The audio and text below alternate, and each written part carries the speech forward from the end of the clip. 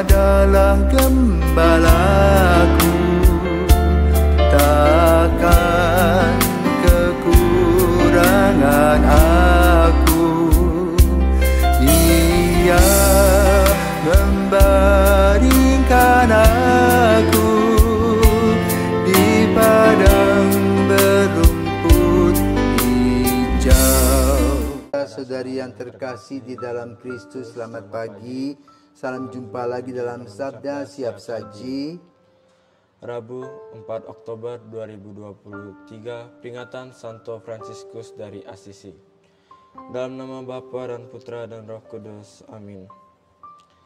Ya Yesus Tuhan, Engkau menghendaki agar panggilan untuk hidup bakti diperjuangkan serta diikuti umat beriman. Panggilan suci Kau tanam di hati untuk mengabdi dan menyangkal diri, tekun mencari setia mengikuti Putra Ilahi. Ditinggalkannya milik harta benda agar dibina cinta yang sempurna, hati seluruhnya dipersembahkannya kepada Bapa. Dimuliakanlah Bapa Maha Murah bersama Putra Penebus dunia, Roh Kudus pula penghibur gereja selama-lamanya. Amin. Allah pembela kaum fakir miskin, Santo Fransiskus menjadi miskin dan hina dina seperti Kristus. Semoga kami mengikuti langkahnya dan dengan gembira mengabdi Putramu, supaya kami tetap bersatu dengan Dikau dan bersukaria dalam cinta kasih-Mu. Demi Yesus Kristus Putramu dan pengantara kami, yang hidup dan berkuasa bersama Bapa dalam persekutuan Roh Kudus sepanjang segala masa. Amin. Amin. Tuhan bersamamu Dan bersama Inilah Injil Yesus Kristus menurut Lukas. Dimuliakanlah Tuhan. Lukas bab 9 ayat 57 sampai dengan 62. Sekali peristiwa ketika Yesus dan murid-muridnya sedang dalam perjalanan, datanglah seorang di tengah jalan kepada Yesus. Aku akan mengikuti engkau kemanapun engkau pergi. Yesus menjawab, serigala mempunyai liang dan burung mempunyai sarang, tetapi anak manusia tidak mempunyai tempat untuk meletakkan kepalanya. Lalu kepada orang lain Yesus berkata, ikutlah aku.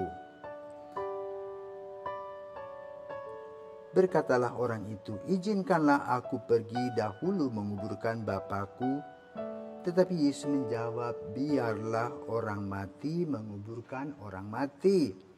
Tetapi engkau pergilah dan wartakanlah kerajaan Allah di mana-mana. Seorang lain lagi berkata, Tuhan, aku akan mengikuti engkau. Tetapi izinkanlah aku pamitan dahulu dengan keluargaku.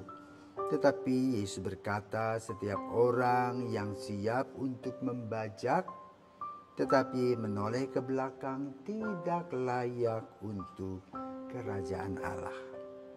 Demikianlah sabda Tuhan, terpujilah Kristus. Romo, selamat pagi. Selamat pagi Satria.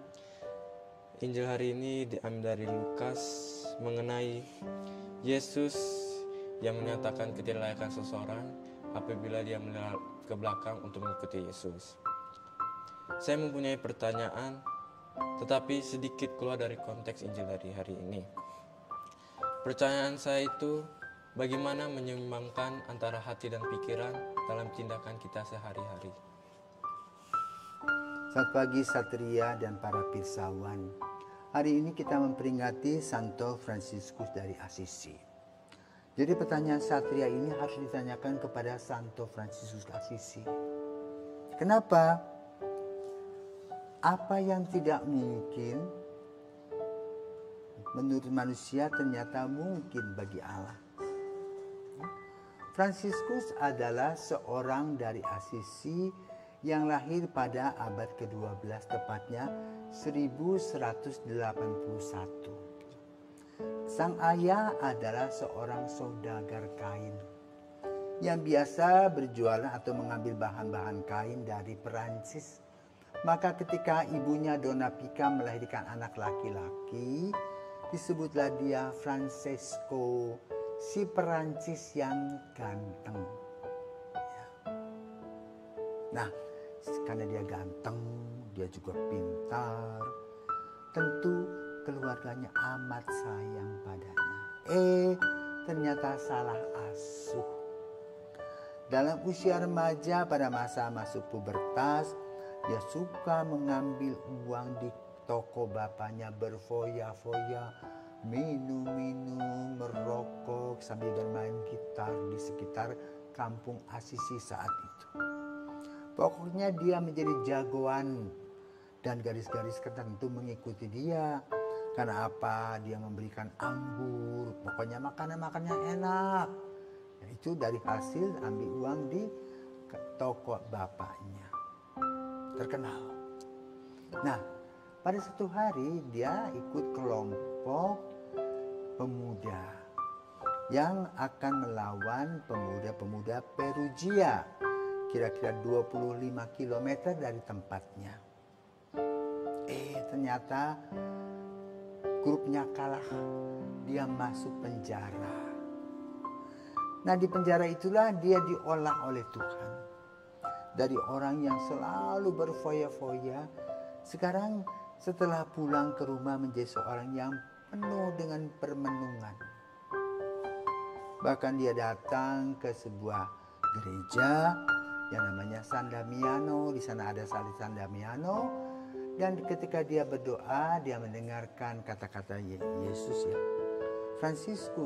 Fransisco, perbaikilah gerejaku. Dan dia itu menerimanya secara fisik. Dia angkat batu, dia beli semen dan sebagainya. Ambil uangnya dari bapaknya itu. Dan dia ini menjadi alim. Orang yang energik sekarang menjadi diam. Nah, lalu dia selalu mencucurkan air mata, mengadakan penyesalan atas semua keganjilan yang sudah dilakukan ketika dia masa remaja. Dan kata-kata Yesus, perbaikilah gerejaku, itu melekat di hatinya. Maka setiap kali dia berdoa, dia katakan Deus meus et omnia, Tuhanku dan segalaku. Dari anak saudagar yang kaya sekarang jadi pengemis, mengambil makanan-makanan dari sisa-sisa orang makan. Jadi di Eropa itu ada tradisi yang bagus. Kalau ada di restoran itu orang-orang tidak habis makanannya, itu mereka para pengemis boleh ngambil. Jadi tidak sudah dicampur tempat sampah itu. Nah, Fransiskus mulai begitu, tapi lama-lama bapaknya marah toh. Mempermalukan saudagar kaya itu. Tetapi apa terjadi? Dia kembalikan semua barang-barang termasuk pakaiannya. Jadi dia bugil. Mengembalikan kepada ayahnya seluruh hartanya. Maka dia mendirikan Odo Miskin, saudara Dina. Ada seorang gadis kecil namanya Clara. Dia juga ikut Fransiskus masuk biara. Menjadi biarawati pertama dalam disebut Odo kedua Santa Clara. Nah, Santo Fransiskus yang terpesona kepada Yesus itu pada saat-saat terakhir hidupnya mengalami stigmata. Itu kelima luka Yesus. Dan dalam kebutaannya dia membuat sebuah lagu bagus. Namanya Gita Sang Surya. Dia menulis semuanya saudara. Saudara air, saudara api, saudara maut, semuanya saudara. Akhirnya dia meninggal pada tanggal 3 Oktober. Maka pada tanggal 3 Oktober sore, para pengikut Fransiskan itu banyak sekali di dunia. Ya, ordo laki-laki saja ada 3. OFM Kapusin dan OFM Konventual. Dengan jumlah para pasturnya kira-kira 20 ribu orang. Belum para susternya banyak sekali. pokoknya yang bertulisan F. Misalnya OSF ya, Semarang Suster. Ode Santo Franciscus. FMM, Franciscus Maria. Ya. Kemudian SFD, Santo Franciscus Dongen atau Dina.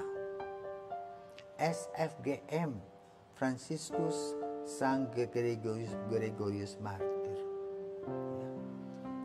Lalu odo keduanya odo Santa Clara. Clara pun juga dibagi lagi. Ada yang disebut dengan Capucines, odo kontemplatif, dan Claris. Itulah kenangan dari Santo Franciscus, diakon pertama yang mengalami stigmata Yesus. Ya. Maka pada hari ini kita mendengarkan Injil tentang apa? Anak muda mau kemana? Quo vadis, young man. Kamu mau kemana? Mau menjadi imam. Mau menjadi imam. Tahukah banyak lika-likunya dan kesulitan? Tahu. Tahu. Nah, maka belajar dari Franciscus ya. Dekat dengan Tuhan bisa membuat hati kita terbuka kepadanya dan kita bisa merasakan jalan yang harus kita lewati walaupun dengan penuh bebatuan, tetapi hati senang walaupun tak punya uang. Ya. Jadi Santo Franciscus Assisi, doakanlah kami dan ajarlah kami untuk bisa mengikuti Kristus kemanapun dia atau Yesus berada. Kami bisa mengikuti dengan saksama. Sehingga Injil pada hari ini, ketika Yesus menjawab mengatakan, ayo ikut aku, maka aku tinggalkan segalanya. Tidak lagi tawar-menawar. Itulah panggilan. Selamat pagi, Tuhan memberkati.